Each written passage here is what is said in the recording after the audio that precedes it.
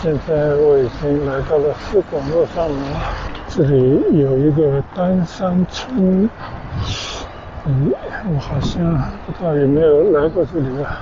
这边又回到了丹山河道边上了。我的左侧呢是因公体育场，这边很多的体育设施都是惠因公捐建的。最近好像开了更多的小店。搞了一个书店，叫尼古书店。这就是一个巨大的公园。一路过去呢，对面有一个舞台。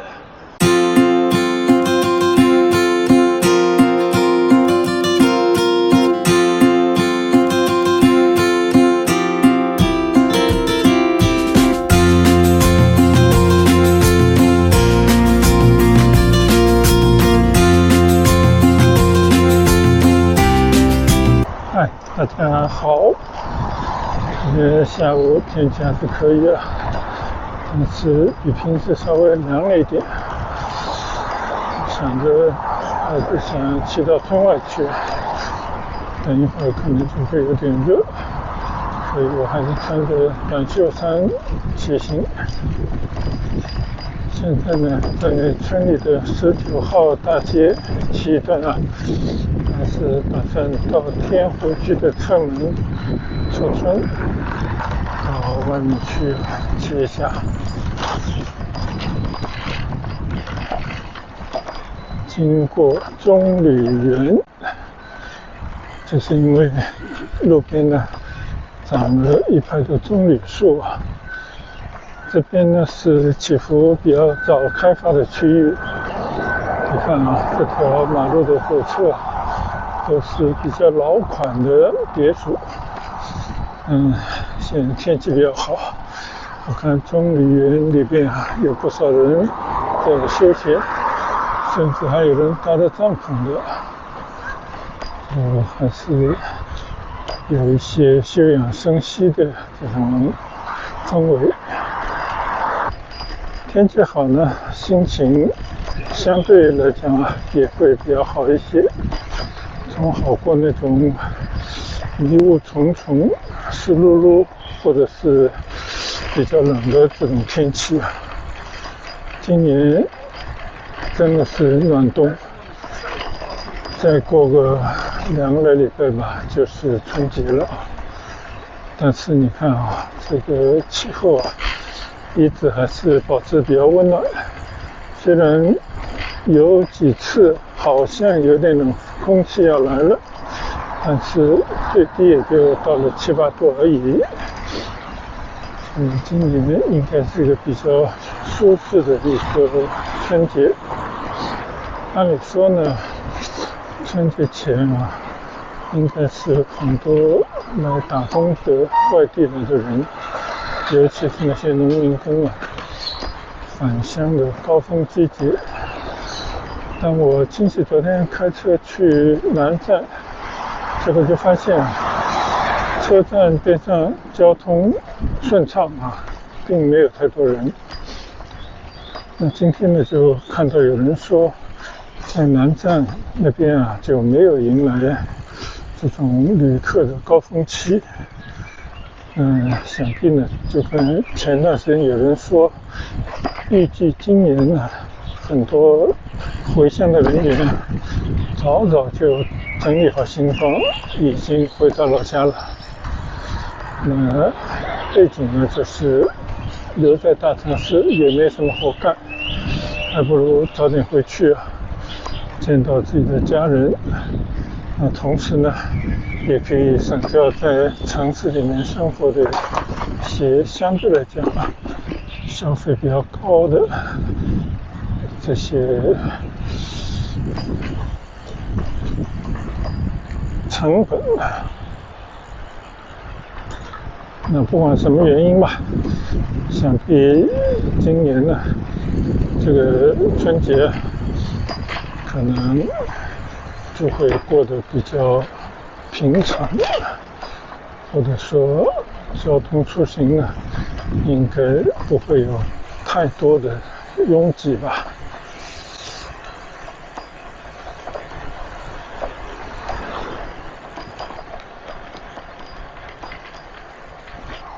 前面呢就准备从天湖区的侧门这边出村了，但其实今天到底要去哪里呢，也没有个定数，大概呢就是到市桥的老城区去走一遍吧。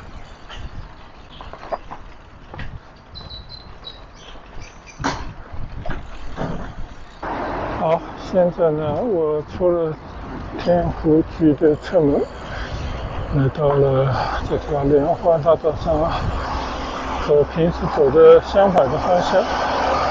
今天呢，我是去往大罗塘珠宝城的方向走一段。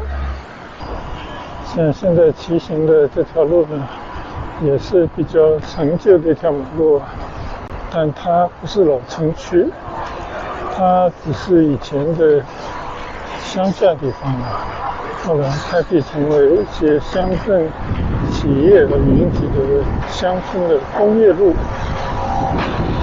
所以它跟以前实实在在居住的一个区域的那种老城区还是不太一样的。好，现在从云剑路出来了，就来到了大罗塘珠宝城的一条主街道了。这边呢是银平路。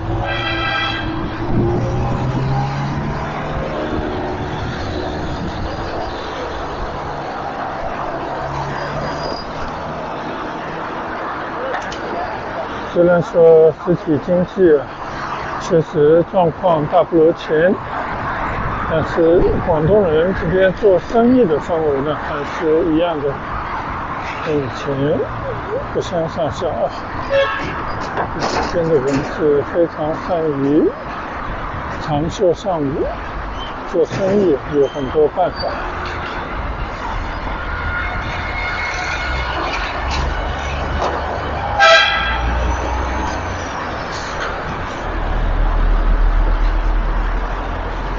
感觉跟几年前相比这边的很多店铺的装修好像有了升级。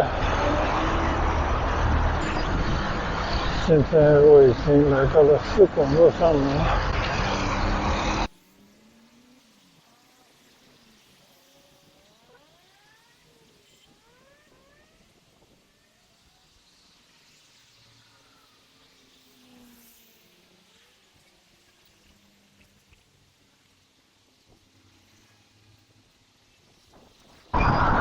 现在经过西环路，前面呢就是侨兴大街了。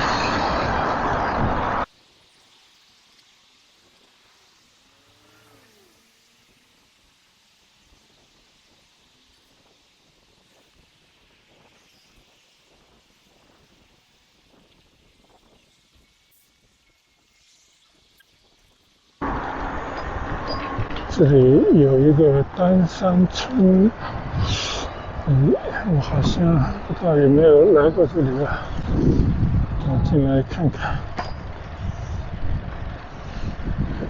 丹山文化习俗，七香会、太公焚烧肉、吃斋，都是一些农耕文化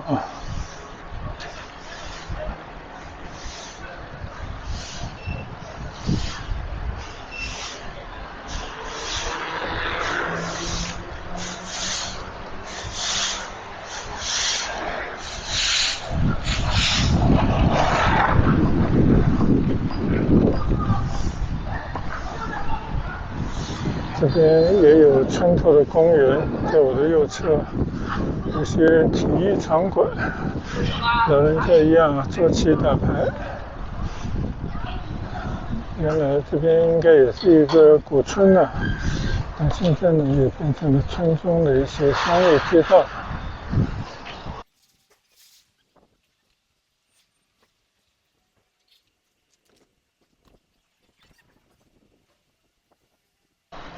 和很多城中村的这种街道一样这也是各种商业应有尽有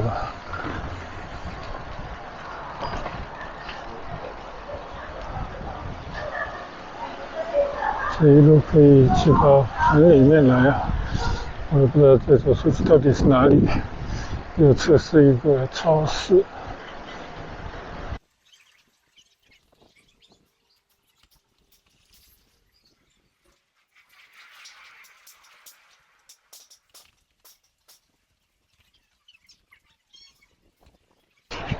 这里出来又到了一个村头的地方，稍微来看一看。这地方好像我以前没怎么来过嘛。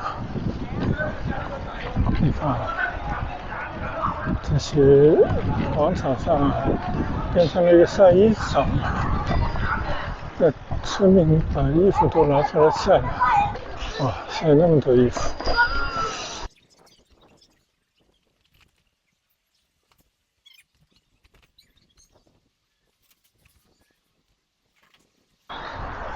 北正大街，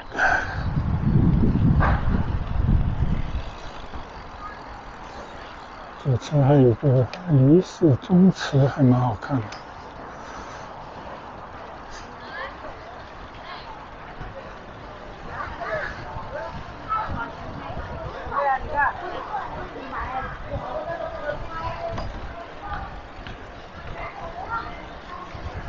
都是村民的房子，虽然钉得很整齐，但是看人呢还是安居乐业的样子。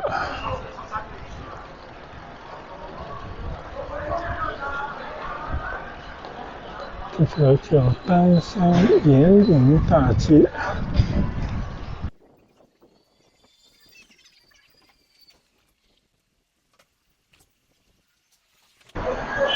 这里就出村了嘛，出村到了什么地方呢？我已经搞不清东南西北了，再往前走走看看到底到了哪里。哦，这里已经是捷径中路了。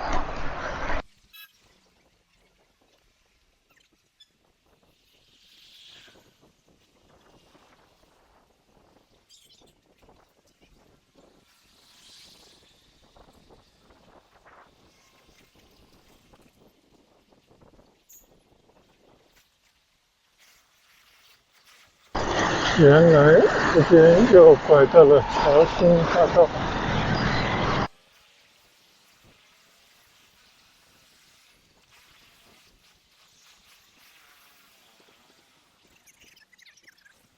这边又回到了丹山河道边上了。以前这些老的城区，这些居民居住的地方啊，都是择水而居的，一般都会在这种河川边上起楼。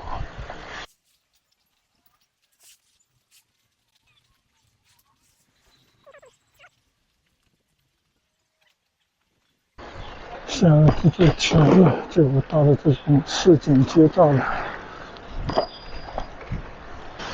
这边很多楼房呢，应该都是改革开放以后7、8、18、90，甚至2000年前建的吧，都已经成了高楼了啊。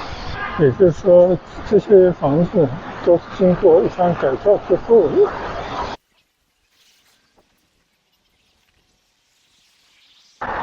好了，我又转到了光明北路啊，这是什么？康乐社区。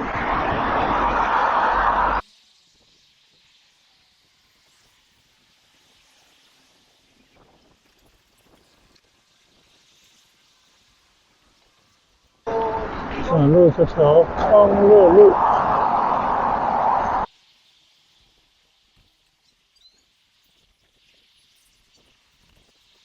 这些都是市桥普通的马路，边上呢有一个个的社区。左侧呢，刚刚经过的是市桥中心小学，所以你可以想象，这边其实这是市桥的比较重要的区域了。我的右侧是英东游泳场，那我的左侧呢是英东体育场，这边很多的体育设施都是惠英东捐建的。现在经过一座小桥啊，这个桥下呢应该就是丹山河。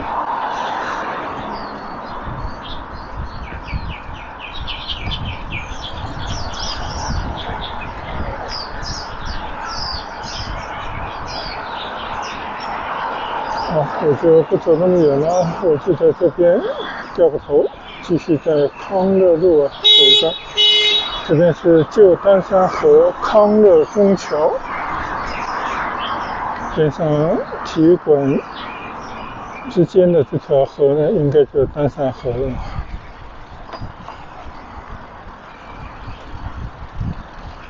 虽然这个体育场呢，相对来讲已经有点陈旧了，因为这应该还是改革开放初期龚应东先生捐建的一个体育场。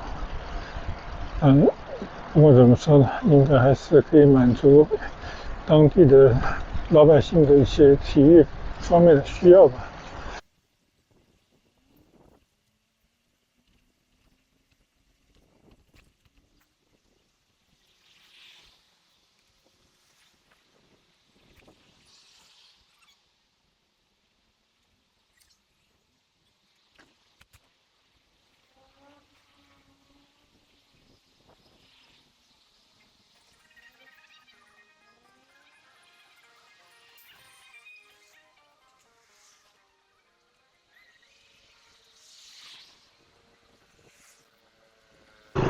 再次经过丹山河上的一座桥，我怎么过到对面去呢？原来这边已经是虞山大道了。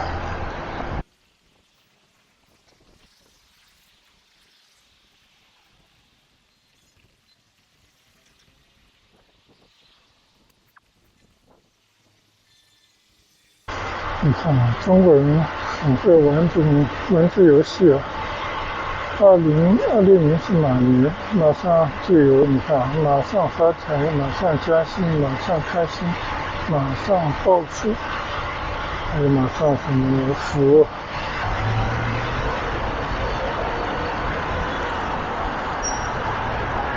左侧呢就是光明路了啊，这是光明北路。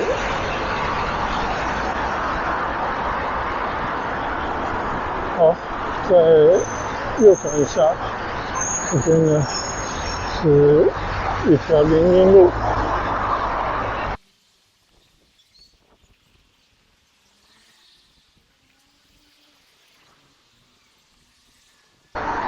西坊大院呢就在我的右侧了，虽然如此，我们到里面去看看吧。这里呢就都是市桥的街道，以前呢他们也有一些工业啊，虽然是国有的一些企业，但是呢相对来讲都不是那种重工业，有不少的厂房在这地方。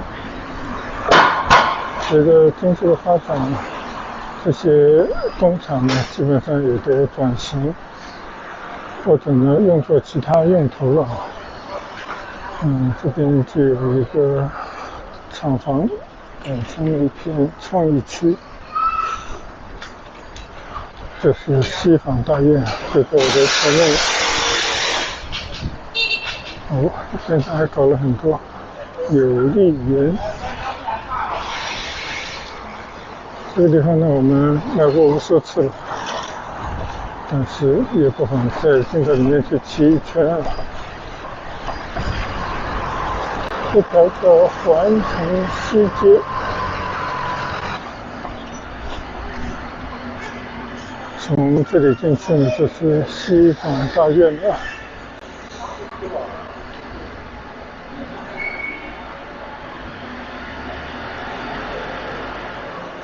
西坊大院文化创意产业园。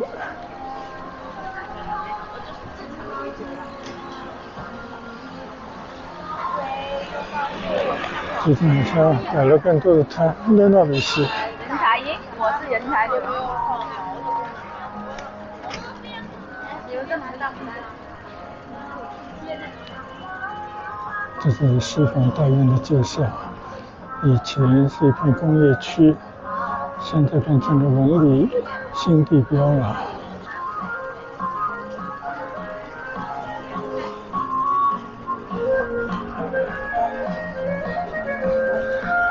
最近好像开了更多的小店。搞了一个书店，叫米谷书店。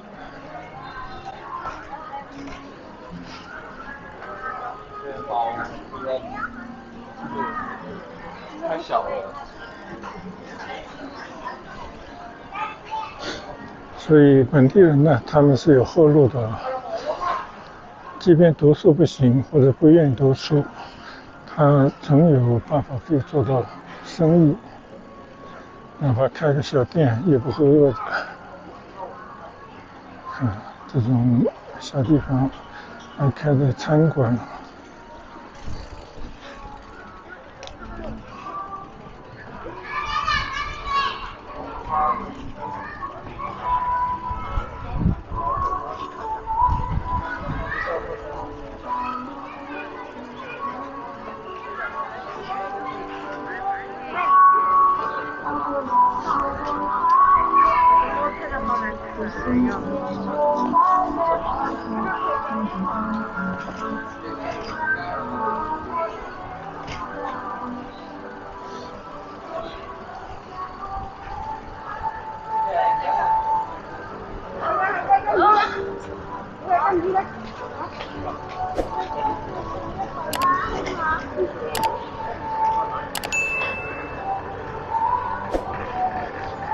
好天气，又是一个星期日，哦不对，今天是星期一啊。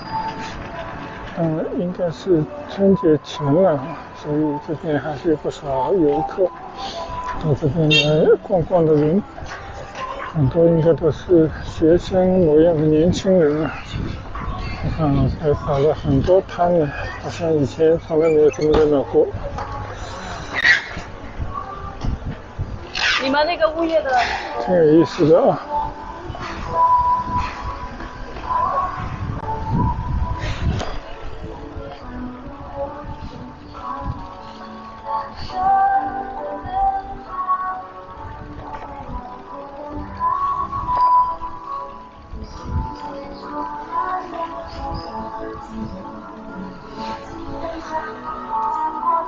所以我是非常赞赏啊，这种地方搞一些创意园区，让年轻人呢尝试一下，他们可以来试一试想做的事。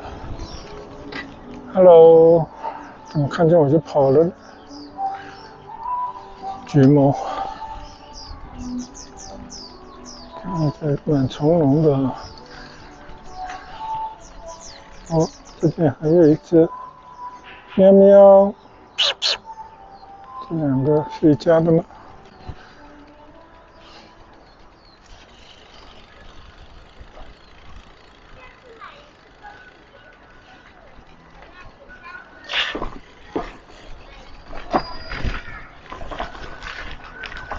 这是一个侧院。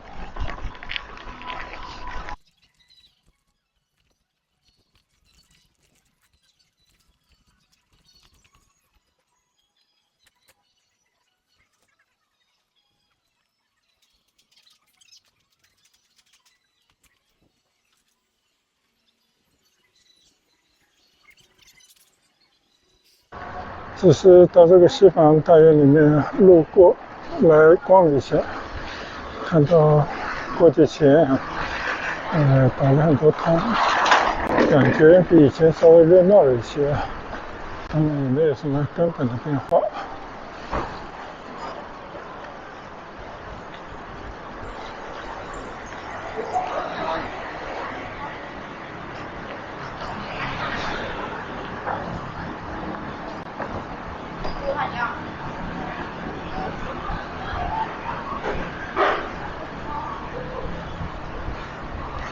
我的左侧呢有一个公园叫西园啊，这以前也是一处留下来的园林，当然现在改造成了一片公园啊。我在里面也曾经走过。我们来看看这边有一个西园的介绍，前身呢是1958年建立的蝴蝶公园啊。到了89年呢，就把它重新改造成了西园，大概是这么一个地方啊。曾经也是一个疗养招待所和西园酒家等等，这里面还是不错的一个园林公园。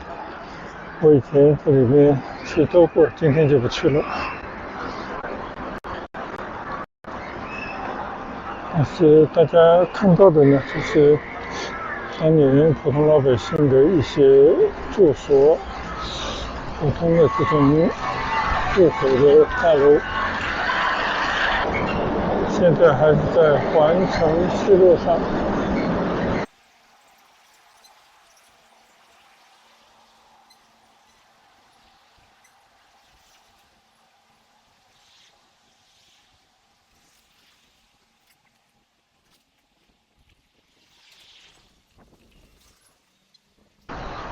哦，那么快就来到了西堤路上了。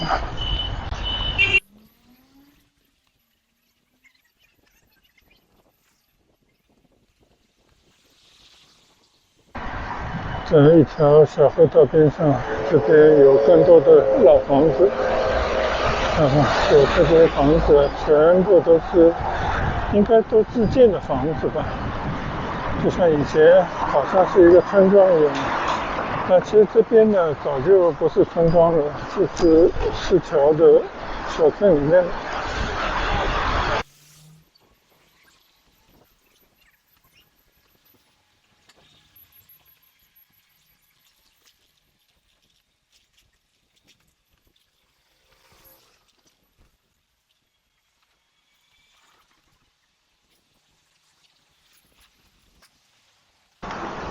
右侧岸边这边有很多大榕树，下面还做了很多的长廊、平台、桌子、椅子，老百姓在这边休息。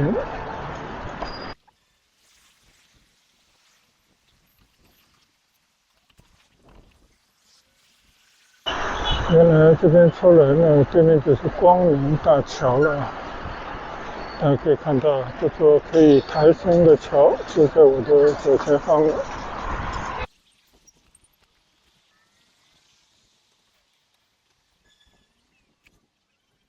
现在呢，这条市桥隧道就在我的右侧。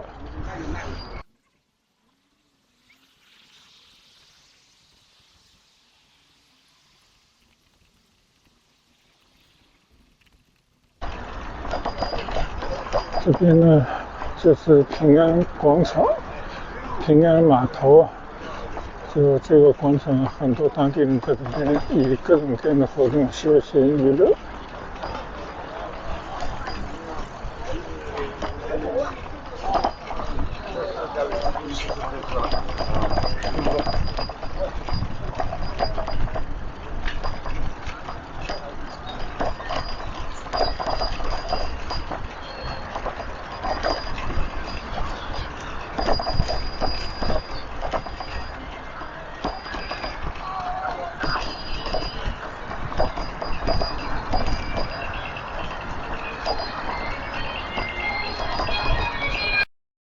骑到这边呢，已经差不多用了1个来小时了。今天其实就是缓缓的骑行穿街走巷驿，但是也骑到了市桥的最中心的区域来了。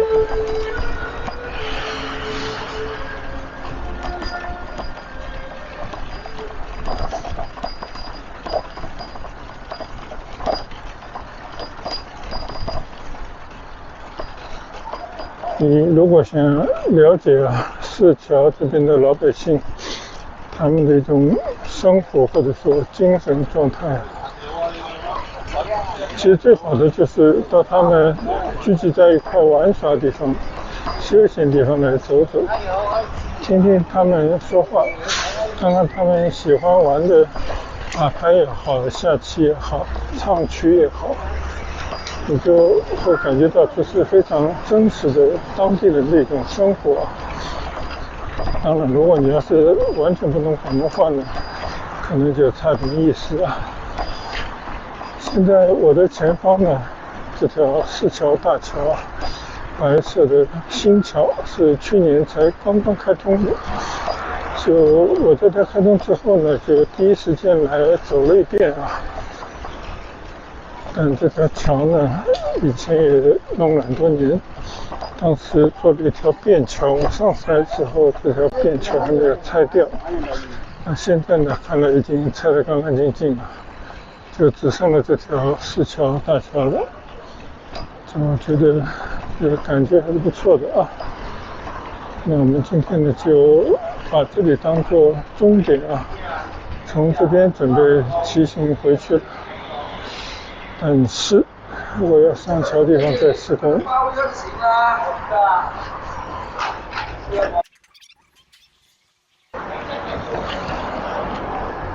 好了，我还是准备离开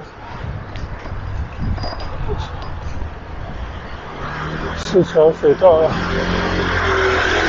再骑回4桥的老街里面去。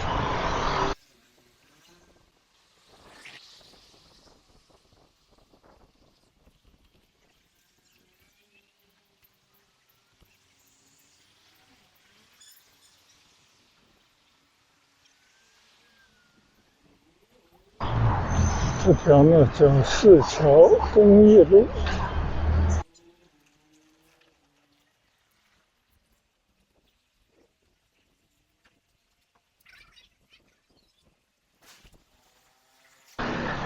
看到右侧很多居民楼呢，都加装了电梯。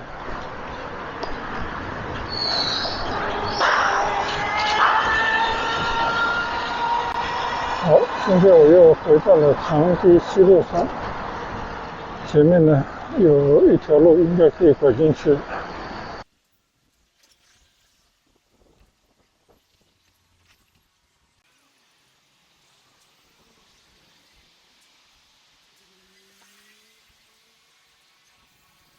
我现在继续在长堤西路上面稍稍骑转，前面呢应该有一个路口，我要右转，转过去那边就是4桥这边最大的一个街心公园。我的左侧这边呢就是长堤文化街，有很多老板在这边休闲娱乐地方。好，我现在转到了大南路上。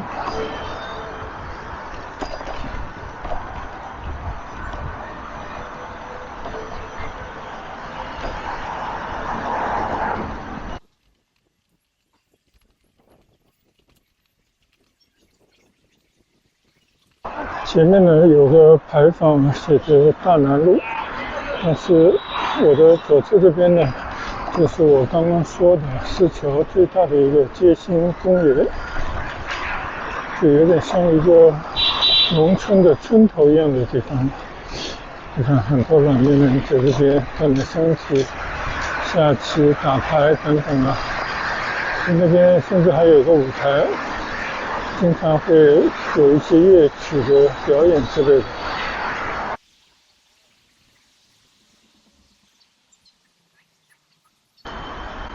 这就是一个巨大的公园。一路过去呢，对面有一个舞台。这边你看过来啊，全部都是公园的一些设施。我觉得这还是相当不错的。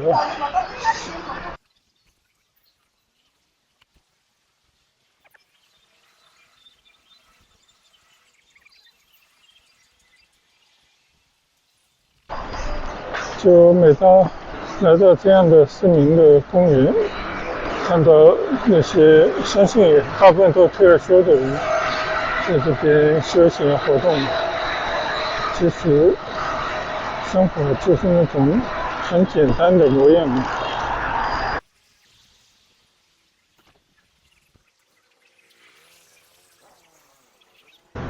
现在我又回到了大南路这条路上，经过这个牌坊，骑过马路呢，那边有一个经过微改造的先锋社区。据说以前是4桥比较中心的街市，那现在呢，老实讲都看不出什么名堂来了。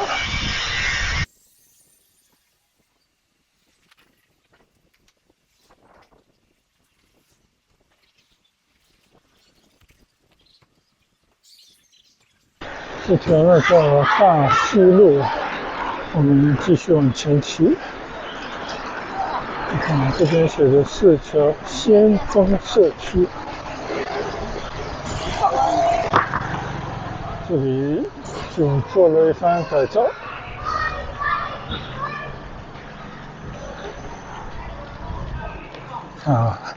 这边也有了一些装点，留下一些城市的记忆，像这种红砂岩的墙啊、壕壳的墙啊等等被保留了下来。左侧还搞了一个先锋大讲堂，古之谢堤。应该就是姓谢的地方，在这边生活的一个重要的区域吧。你看，市桥之心，这个地方就是说是市桥的最中心的地方啊。你看，他带我们走来，而且相当于是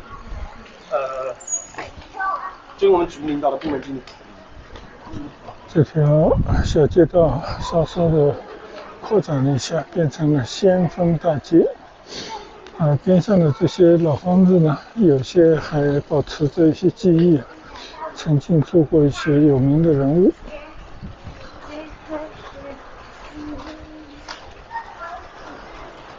但是更重要的呢，现在是社区的居委会等等的所在地了。这边搞了一些空旷地方呢，市民们在这边可以休闲。就是这样的一条经过了一番微改造的街道，我们经过一下。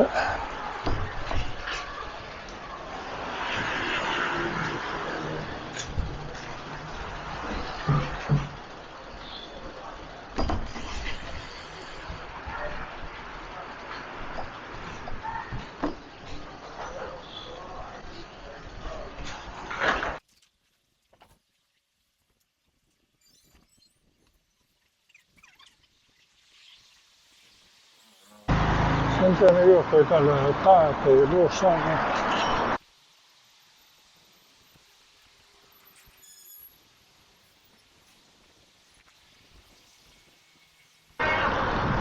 刚才在等车的时候呢，我就稍微瞄了一下，边上大大小小的商铺十有七八都关了，很多的商铺都在招租。恐怕一下子也没有什么人到这边来租吧。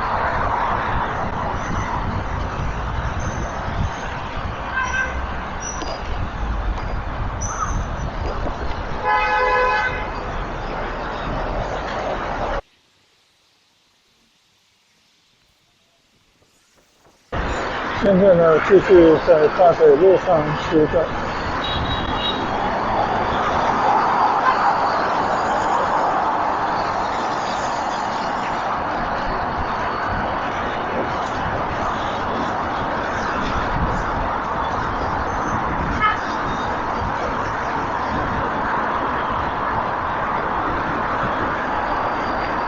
右侧是番禺宾馆。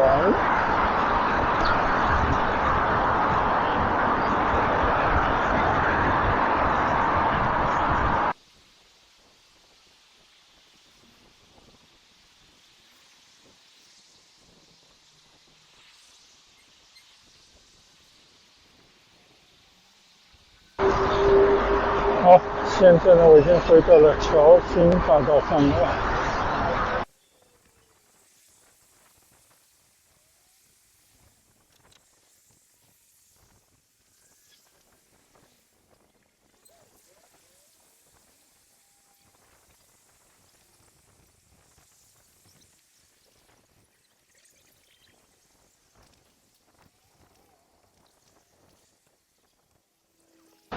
好，现在呢，我骑过光明北路继续沿着侨兴大道向前骑行。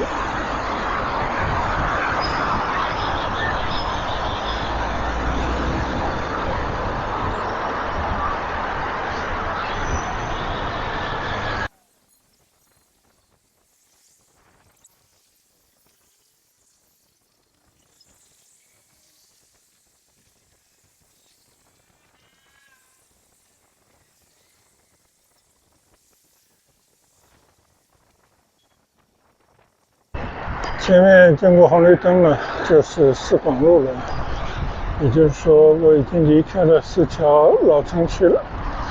今天主打就是乱骑，就在市桥的老街道里面穿街走巷的随意的骑了几段，其中去了丹山村，就好像是我第一次骑到这个村里去，也没什么特别。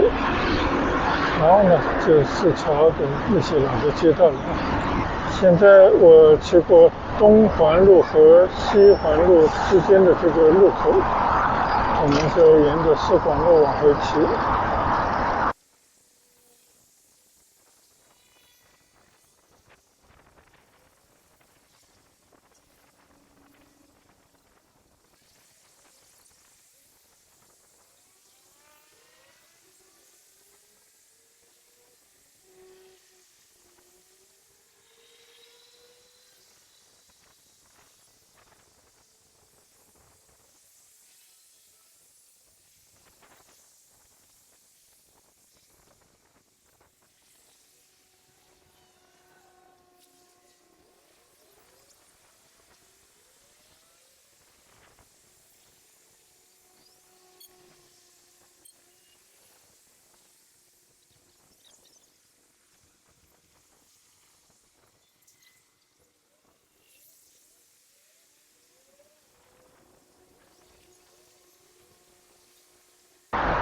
经过右侧的东义路，我看是绿灯，我就直接往前骑了。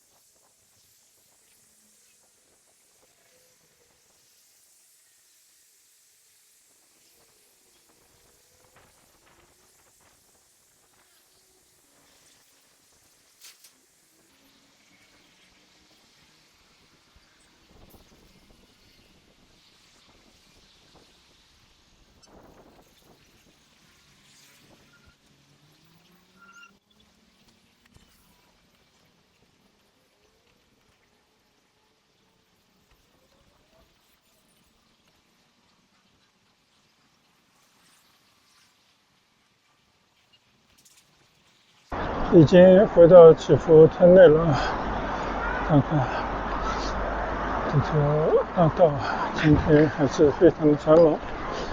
昨天我们在左侧的大会所吃饭，就感觉其实晚上的夜景也蛮好看的，就不是那种非常繁华，但是呢还是比较热闹的，有生气的一个屋村。今天就是到市桥的老城区里面随意的走走，也没有什么目的，而且那些地方呢都是去的有趣的地方，所以也没有跟大家有太多的交流，就是纯粹骑行，看看老的街区。我相信观看我视频的朋友呢，应该也可以了解到番禺一个千年老镇市桥镇上的这种景象，还有市民的生活的状态啊。因为我们也路过了好几个当地人就休闲的，像这种广场啊、江边的绿地啊等等，还是蛮有意思的。所以也谢谢大家的跟随和观赏，我们改日出行再见，拜拜。